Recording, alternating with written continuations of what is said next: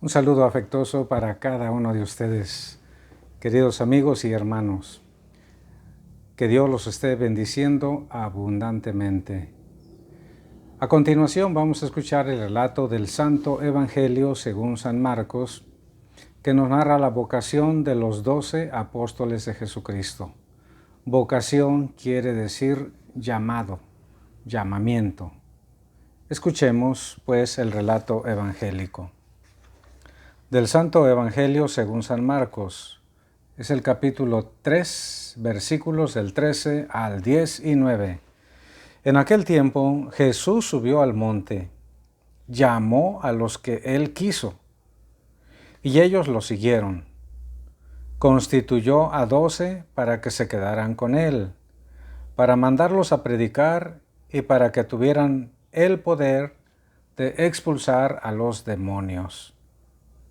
Constituyó entonces a los 12, a Simón, al cual le impuso el nombre de Pedro. Después a Santiago y a Juan, hijos de Zebedeo, a quienes dio el nombre de Boanerges, es decir, hijos del trueno.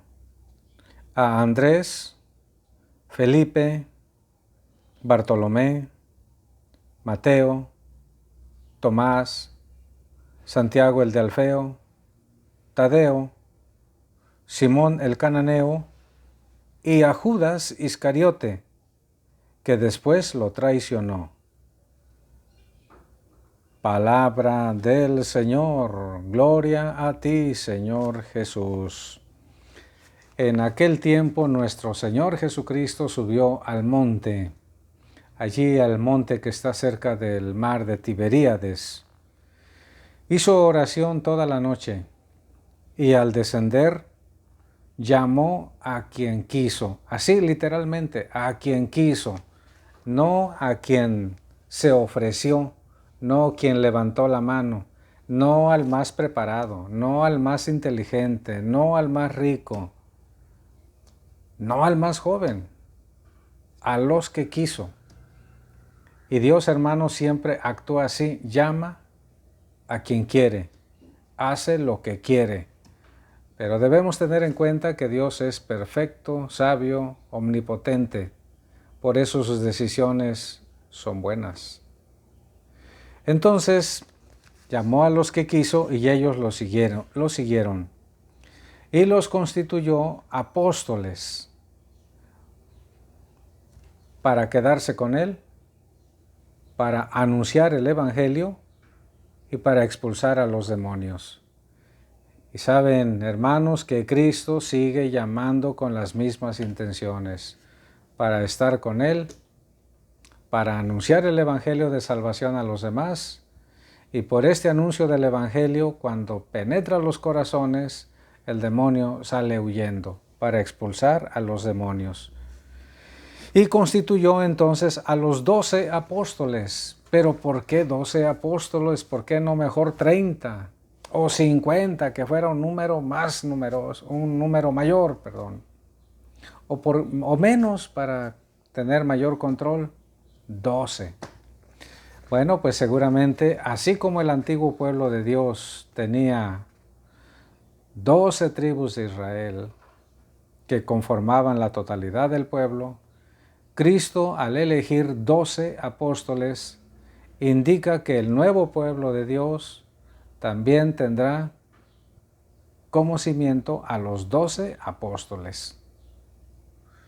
A semejanza del antiguo, el nuevo pueblo tiene a los 12 apóstoles como pilares. Por eso, una de las notas características precisamente de la Iglesia es que es apostólica, una, santa, católica y apostólica.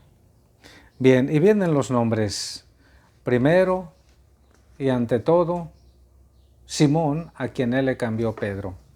En las listas que presentan San Mateo, San Marcos y San Lucas, siempre se pone al principio Simón, a quien le puso Cristo Pedro, porque ya sabemos que se trata de un nombre simbólico.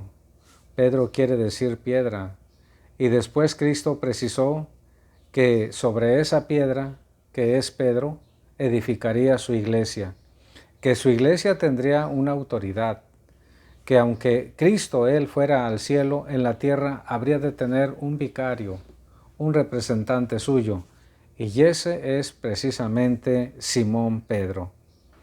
Y luego son mencionados los otros 3 apóstoles que junto con Pedro constituían los más importantes, Santiago y Juan, que eran hermanos, hijos de Zebedeo, así se llamaba su papá, Zebedeo. Y Cristo a ellos les puso los Boanerges, que quiere decir hijos del trueno, porque tenían un temperamento, primero, duro, irascible, agresivo.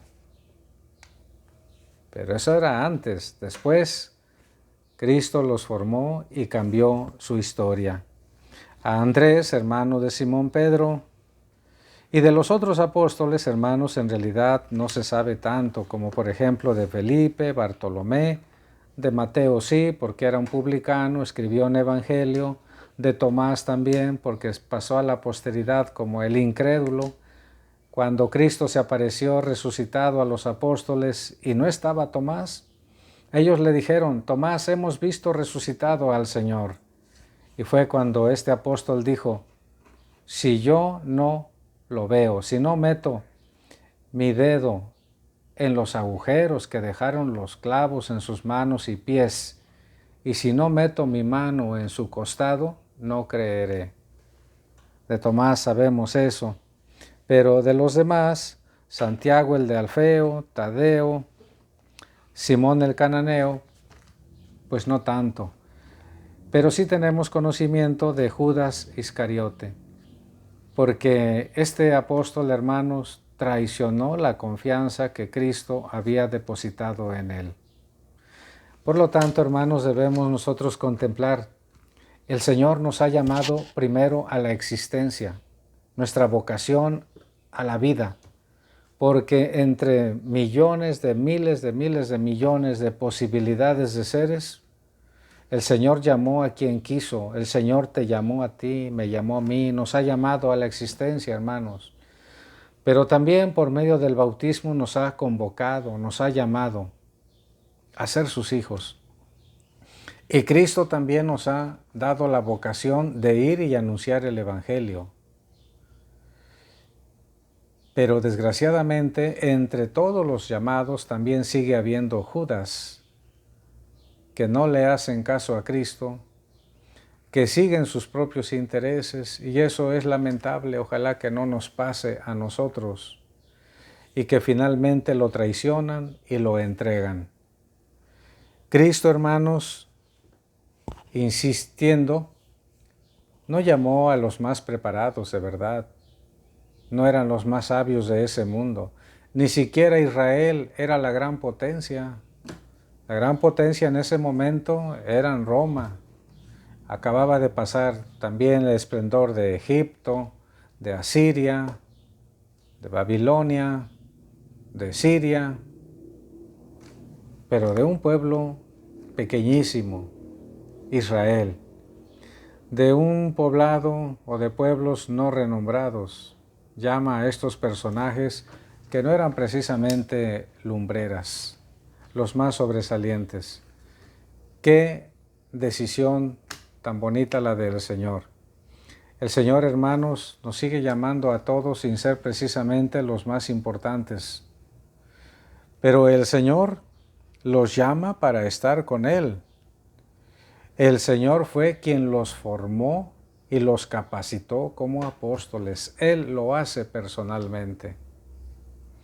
Por eso, aunque los santos evangelios nos hablan de las limitaciones, hasta de las traiciones de los apóstoles, ahora, a excepción de Judas el Iscariote, que lo traicionó y se suicidó, los demás ahora los llamamos como santos.